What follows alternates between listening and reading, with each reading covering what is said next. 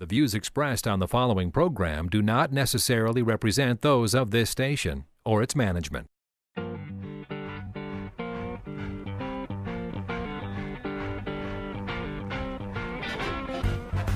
It's time now for Where You Live with Gene Sullivan, the show that deals with the news and events that affect you the most.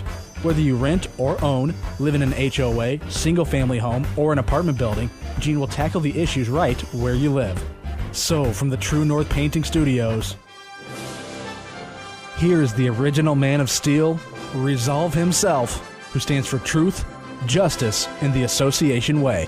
Here's Gene Sullivan. Hello, everyone. This is Gene Sullivan, and welcome to Where You Live. I'm broadcasting from the True North Painting Studios. When you're looking for the right painting contractor, what do you look for? Isn't it someone who will respect you, your time, your property, and your budget? That's what you can expect from True North Painting. Find out more about this exceptional company by going online at truenorthpainting.com.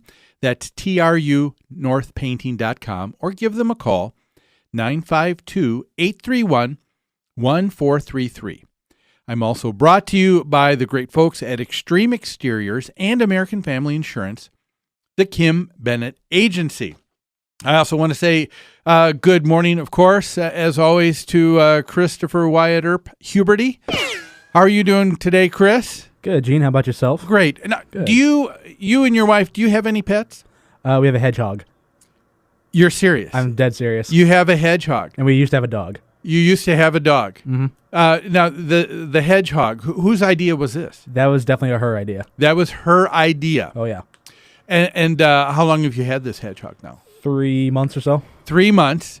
And is it like a dog or a cat? I mean, does it show any affection? Is there anything, or just sits there and sleeps when you try to touch it? Just kind of huffs. It huffs? Yeah. Okay, and so that's the endearing quality that Sure brings you close. Sure. Okay. It's very pokey too. Yes. Well, pets are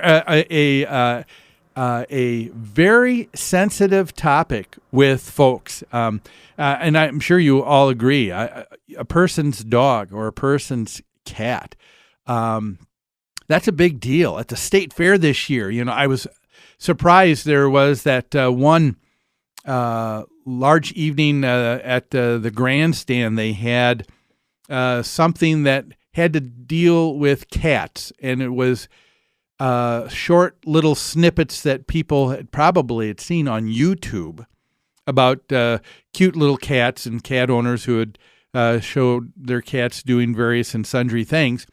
So these were things that people all saw for free, but they paid big money now at the state fair, and they sold out the grandstand that night because cats are important. If you're a cat owner, your pet's important to you. If you're a dog owner, your dog's important to you.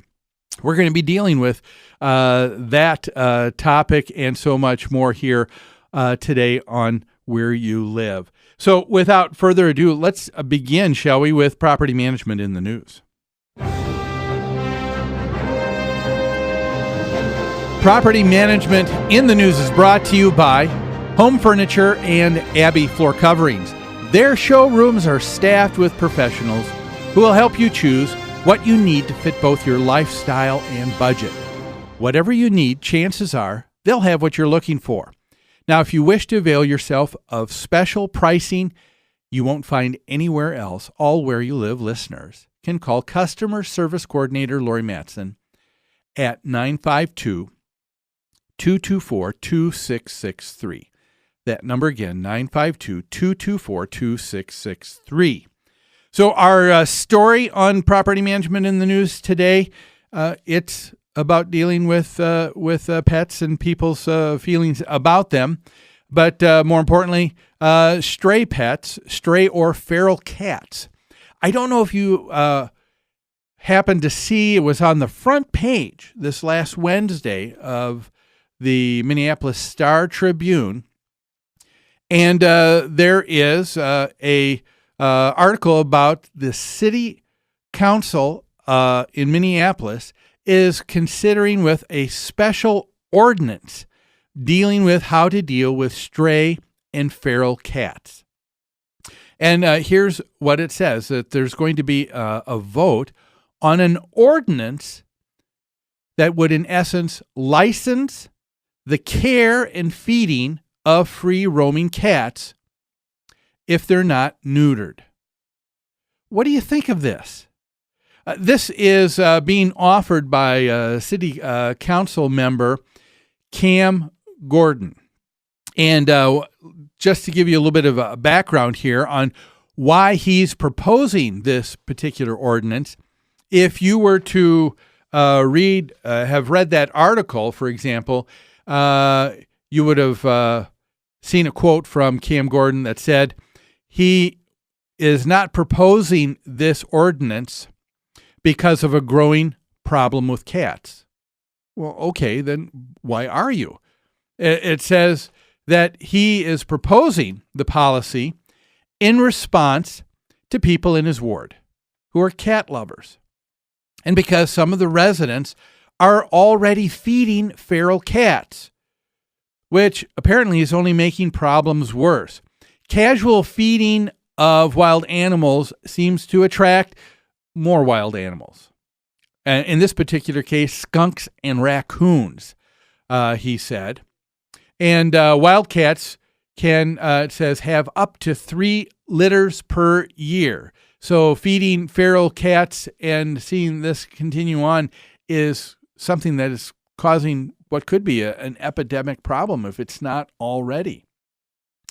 He said this is a direct response to a cry from individuals and neighbors, he said, who want to be able to try and see if they can regulate feral cats.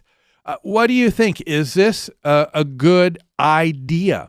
One of the things that we hear all the time with politicians is they will decry and say, we must do something. If there's a problem or an issue, the first thing that is said is, we must do something. But I've got to ask the question, is that what is really most important? The fact that you do something? For example, I don't think that just doing something is the correct way in dealing with an issue. Don't you want to, more importantly, think about doing something correct? Doing something that is right? Let me give you an example. You are in a boat and someone falls overboard. Is it important just to do something in order to take care of the issue or the problem with the person overboard? So someone falls overboard and you say, I'm going to do something. I'm going to count how many life vests there are in the boat. Well, clearly you're doing something, but that has nothing to do with addressing the problem, does it? How about people that litter on the road? Well, I want to address this because it's important that we do something. So what do you do to address problems with people littering on the roads? Well, let's make sure that trash can lids are in place on all trash cans. Doing something isn't what is important. Doing something that addresses the problem, and more importantly, addressing the problem and doing it correctly, is the best thing to do. It's not a matter of just doing something, but doing what is right. And, that urge to do something is something that a lot of politicians have, and it's something that is not just with one political party or the other. That happens on both sides of the aisle. And it's something in a homeowners association when we deal with HOA boards and trying to put together rules and regulations for their community HOA that makes sense. The idea is, well, we've got to do something. Well, I want to propose that maybe we need to think a little bit more than just doing something. What I'd like to take a look at is who are the two groups in this controversy concerning feral cats. We're going to need to take a break right now, so we'll do that. But when we come back, let's take a look at these two camps and how do you deal with issues of feral cats roaming around in any major city or metropolitan area. We'll discuss that and more after these messages.